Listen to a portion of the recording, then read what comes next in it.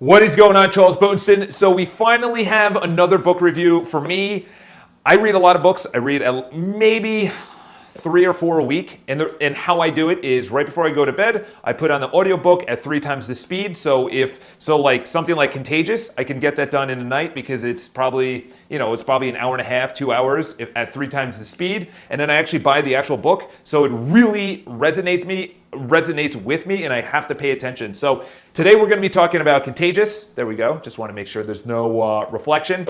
We're going to go over really quick, and the biggest points that I got out of it, I'm going to be looking over at my notes because I have a lot of notes. So really there's 6 areas that make something contagious. So contagious is something that you keep going back to, and it's essentially how, if you saw the recent 60 Minutes, it's probably not recent anymore, but go into it. It's called mind hacking, and essentially all the apps that are coming out, any cell phone, any games, anything that's coming out, they're going to want you to, and even food, they want you to keep on coming back, okay? And then there's products that is talked about in this book. So in other words, for an app, they gamify it, they make it fun, they make it engaging. Gamify, in other words, you know where you stand in a game. In other words, who's number 1, number 2. You can make it where there's gameplay between players, so that makes you coming back for more. But then there's also products that he talks about in the book that you just go back to because it's either really catchy, it's really good, you know the tagline, and it's just why things catch on, essentially, is the title. So number 1 is social currency. So social currency, this is actually really interesting. We share things that make us look good. We share things that make us look good. So in other words, why do you share things on Instagram? A beautiful photo, out with your friends, I'm now traveling to whatever country, or maybe a big job promotion, or whatever the case is, or a selfie. You share things that make you look good, okay? That's amazing, because you want to put your currency of the photo of your standing up socially above the pecking order. So in other words, anything we do is just to get a little bit bigger. You know, why do people leave legacies? People leave legacies or gifts or grants, or they make a ton of money and they give it all away, is because they want to be known for something, okay? There's something called The Denial of Death, a book called The Denial of Death, is that you leave something behind because you actually want people to remember you for something, okay? So social currency is essentially saying you're sharing something that's cool, you know, like GoPro or Nike or Apple or Amazon. Like these are cool brands, okay? It's a brand, but you're sharing it, okay? It's like people that are a little embarrassed at working at a company, but now people are like, oh, I work at Google, I work at Facebook, and it's like, oh, really? That's super cool. But if you work at like MySpace, you're like, oh, really? MySpace? Or you work at, say, a bank, you know, those aren't as fun and enticing brands. So that's, the social currency of that is not gonna really make you good, make you cool by sharing that, say, tagging your location. So number 1 is social currency.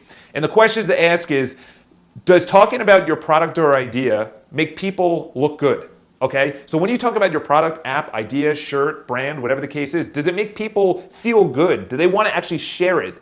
And when they share it, do they feel good? So if I share my run with Nike, in other words, Nike now has a Nike running club, and you can share your run, and there's a little overlay on your image that shows how many miles you went, and it has the little check mark. That's cool. But if it was some other app, you're probably not gonna share it because it's not as cool. The brand isn't as cool. It doesn't make you feel good.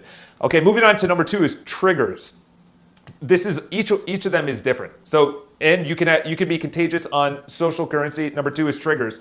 Top of mind, tip of tongue. So in other words, when someone says Kleenex or Q-tips, that's top of mind. It's like those are brands. It's not like nose tissue. It's like Kleenex or cotton swab for your ears. No, it's Q-tip. It's tip of mind. In other words, anytime you think of something, what triggers in your mind?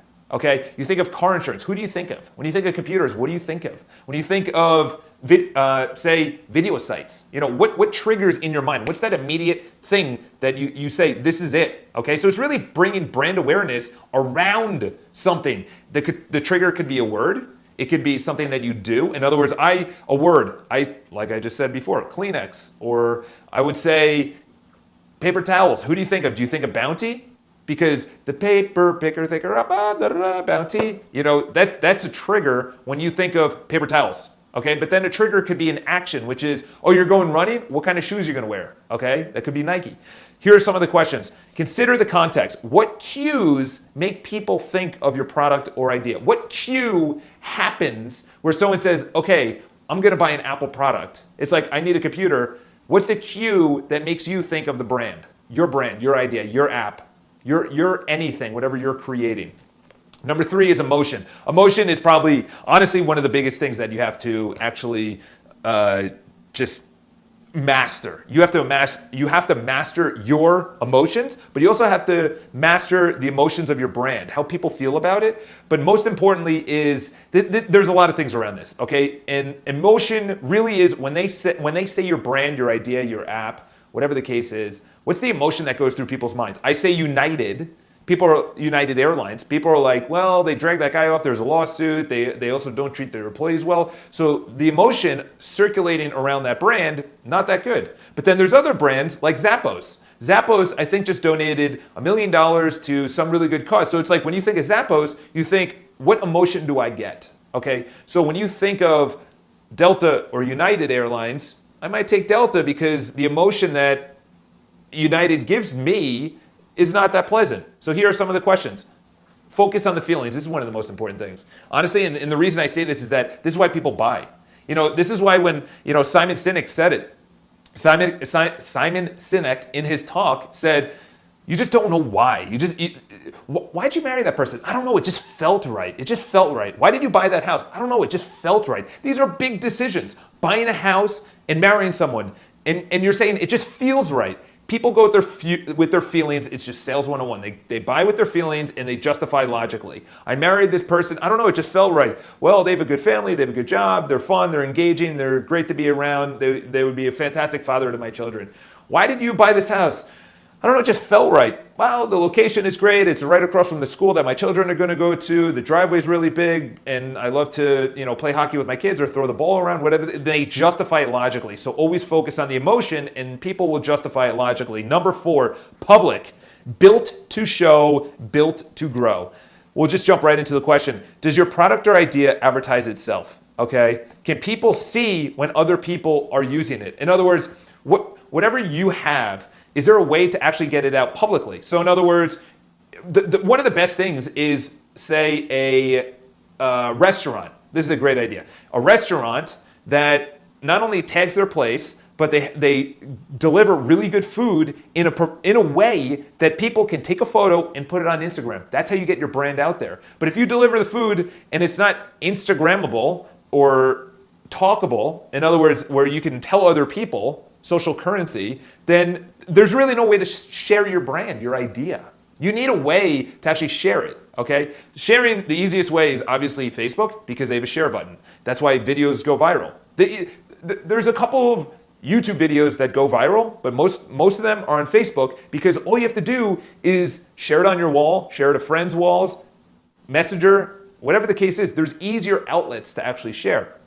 Continuing on with the 4th one, which is, can you create a behavior residue that sticks around even after people use it? Brilliant. Absolutely brilliant. Like, is there a habit? Is there anything that goes through someone's mind after? It's like getting off a roller coaster. You're filled with emotions. You want to go public with it. Instagram story says, wow, that was crazy. I just got off King Ka at Six Flags. That was insane. You tag Six Flags. You talk about King Ka. That's going public. You need to make your product or your app go public. Number 5 is practical value. News you can use, okay? Does talking about your product help other people help others, okay? So this is kind of hard to explain. How can you highlight incredible value, packaging your knowledge and expertise into useful information so others will be able to disseminate? Okay, so for me, I'm in real estate. How do I actually practically spread my brand awareness? There's a lot of ways. Number 1 is there's beautiful apartments that we actually share. Number 2 is information. So in other words, we put out information that people can share and say, this is what the current interest rates are. Here's an easy way to get a loan. Here's an easy way to buy a house. Do you actually need a real estate agent? Do you actually need an agent to sell your house?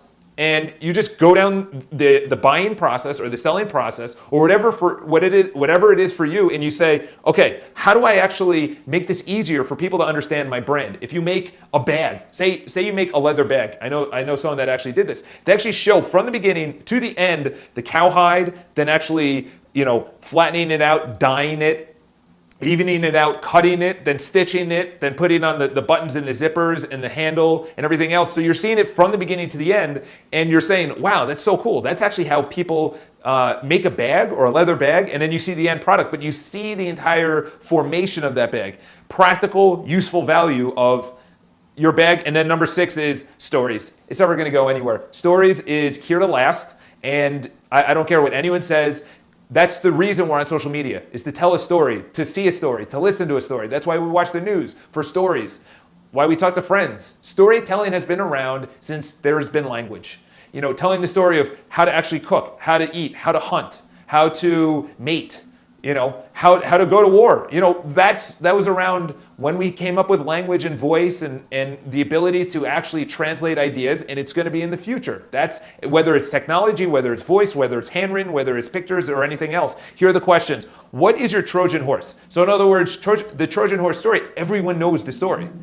Everyone knows the story. It's gone through thousands of years of generational just storytelling. What is the storytelling of your product? I just talked about it in number 6 is, what's the story of that bag, that leather bag? From the beginning of the cowhide to the finished product on a shelf. What is the story of that bag? What is the story of your company? Why did you start the company? Why did you start the brand? Why did you start the app?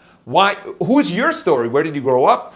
What were you doing before? You have to tell stories. You have to tell stories about your product, your idea, but your company as well. Why did you start your company? Why do you continue starting your company? Where are you going? What are you innovating? How do you see the future? What's the marketplace surrounding your product or your idea? If you're in retail, you have to tell a vastly different idea than, say, you're a dating app or you're a personal brand. You have to tell your story. Continuing on with the questions.